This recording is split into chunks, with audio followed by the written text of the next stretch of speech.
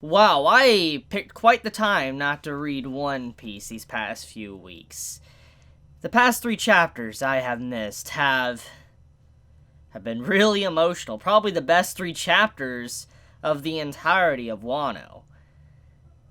Where to begin? Whew. I mean, we have Yasu's death 3 chapters ago. The execution, which, that was a heavy chapter.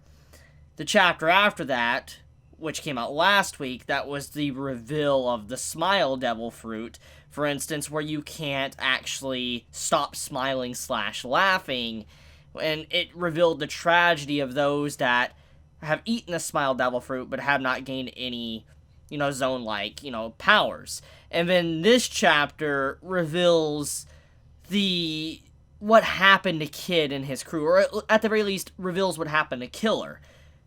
Kid's right-hand man, his partner. These past 3 chapters have been really dark and really sad. And, holy crap, let's just get right into it. So, Yasu, his death. Honestly, I am just amazed. It was a very powerful chapter just seeing Yasu give up his life. Just seeing him die like he did. He used himself as like a decoy. He used himself to kind of get everyone else off of the other's trail for the plan could still keep going forward and it wouldn't ruin it completely. He took it upon himself. He pretty much sacrificed himself. And it was a very powerful moment. And his speech to him basically having to talk to everyone that still believed him and people that believed him watching him die is kind of like the final flame of hope, a revolution just being extinguished before their eyes. And just seeing how he was just taken out like he did and how his own son had to watch him die is what really hits. And then the next chapter carries over and it just makes the emotions of that chapter magnified by 2 times. Because when you see the people from Yasu's village that he's been staying at start laughing and all that and smiling, you're like, what is wrong with you? Yes, we know for a fact that you all are about smiling. That's something that it's been about. That we know that's been established in Wano. But when they're all smiling and laughing at the death of someone so important to them, and also to Wano in general, there's a time and place. There's a time and place to where you laugh and smile. And I know some people laugh / smile when they're scared, or they're angry. Some people do that when they're under pressure. It is a thing. However, when it's revealed that they started crying, but they couldn't actually stop laughing and smiling, it reveals the true nature of the Smile Devil Fruit.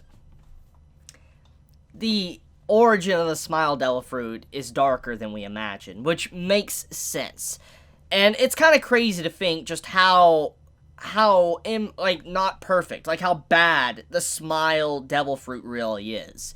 If we look back at all the gifters we have seen, the users that have the Smile Devil Fruit, all of the Smile users usually have really deformed and messed up looking bodies or problems that come along with that devil fruit. And yes, some of it's quirky / funny, but overall we have seen many users from, Smile users really messed up after eating it, even though they have abilities. And we constantly see how they just look like, knockoffs to real devil fruits and they just do not function right.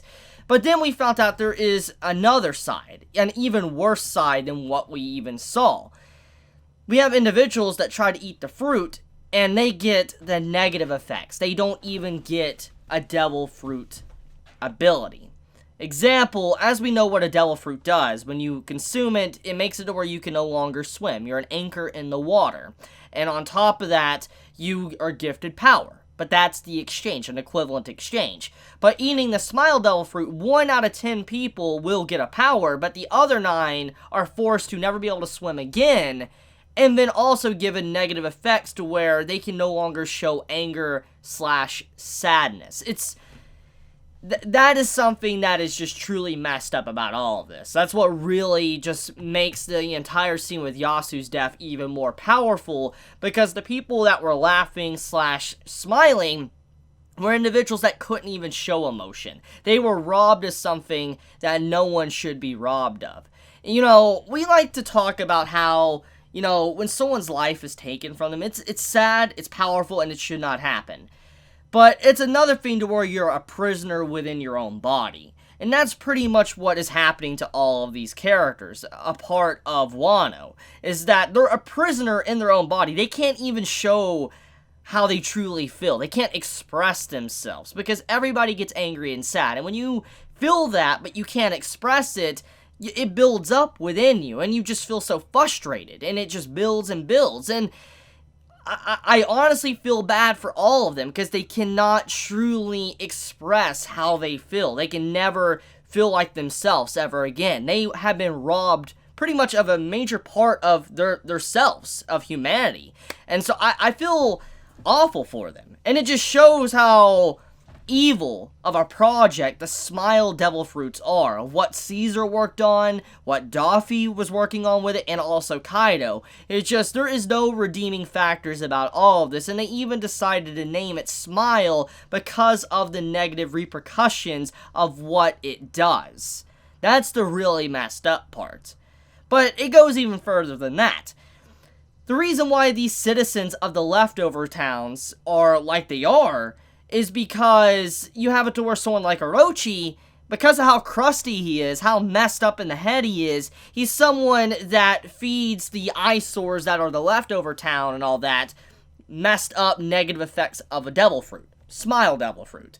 And we kind of find out that even if, you know, someone bites the devil fruit and it gives negative effects to someone, it can still be bit into again. He can keep using that product and give it over to more people, and that's what he did. He was just giving this product over that he knew had negative effects to the citizens, for they would be in an endless cycle of laughing and smiling.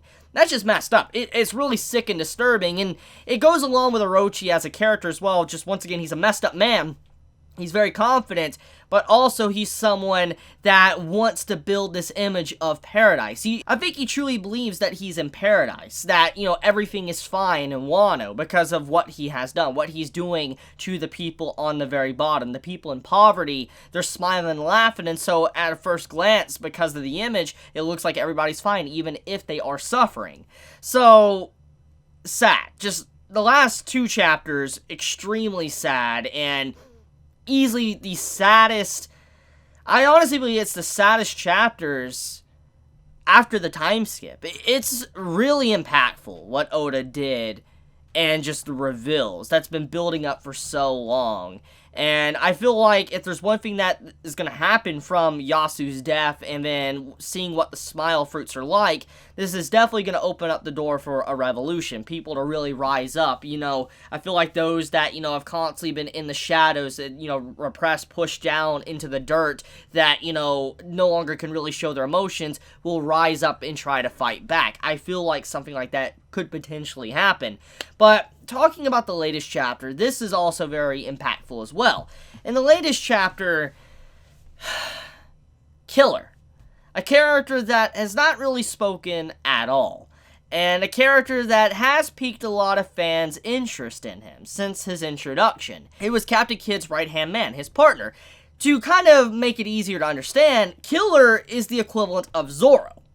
So imagine if the, you know, roles were reversed right now, okay? Imagine if Luffy was in Kid's shoes, okay, in this chapter, and you saw Zoro sitting there laughing uncontrollably and, you know, and smiling. Yes, we've seen Zoro laugh and smile, but seeing him in a state like that, laughing and smiling and really not listening and all that to your captain, it would be the greatest dishonor.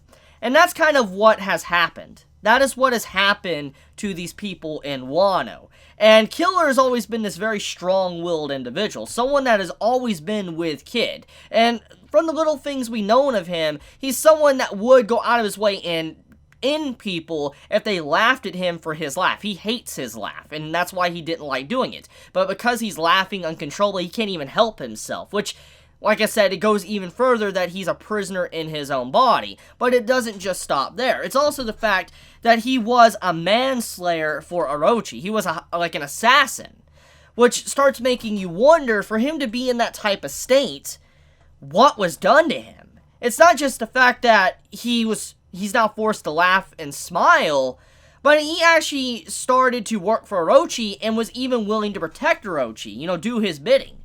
So it makes you wonder what happened to him. What type of brainwashing and things happened to Killer to make him like that? And Captain Kidd doesn't even recognize his own partner. He's like, what has happened to you? What is going on? So that's what's sad about this, because the roles could easily be in reverse, to where Luffy could be in that situation with Zoro. Just imagine that. How awful that would be. So I feel like the way Oda is building this arc up, especially with these last 3 chapters, he's definitely want to make a point here that there's probably going to be a character very close to us that is probably going to be forced to eat a smile devil fruit that has negative repercussions. Something is telling me that's going to happen. I don't know. I have that feeling because of just what is going on within these past 3 chapters. But okay, continuing forward though, let's talk about Zoro and what he decided to do. He struck at Orochi, which makes perfect sense. Zoro, he was personally alongside of Yasuie. He got to see the town. He got to be with him. He's gotten to see how Wano is in the lower level, in poverty. And seeing someone like Yasuie die like that, and then realizing why the people were laughing and smiling, all of his anger was directed towards Orochi. He did try to strike him down, but Kyoshiro protected him, which is the biggest question mark that I think many are going to have after these chapters, is that we know Komurasaki, she was spared by Kyoshiro. We know Kyoshiro is the one that saved her. It doesn't even need to be stated, because he cut her down, but we know because the way that entire event was done, it was staged. So he did personally go out of his way to save Komurasaki. The only thing is, we don't know the exact reasons. There's a couple of things that we can get. Either A, he knows Komurasaki's real identity and who she is, or, he's also someone that just loves her and wanted to protect her, and he just did it out of pity. We don't really know. However, we do know he saved her, which means he did go against Orochi. He is not fully following Orochi. He is, in some ways, a good guy. So for him to stand in front of Zoro and stop Zoro from attacking Orochi says kind of a lot. It really sends mixed signals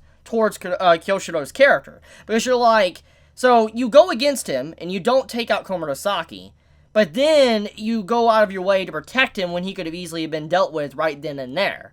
There's a lot of questions I have, and I wonder what Kyoshiro is waiting for. I mean, why? Like, if he really is not that bad of a guy, and he, is doing what he's doing, why is he waiting? Unless he truly is the dog for Orochi, but he just has some times to where he goes out of his way to be good. Who really knows?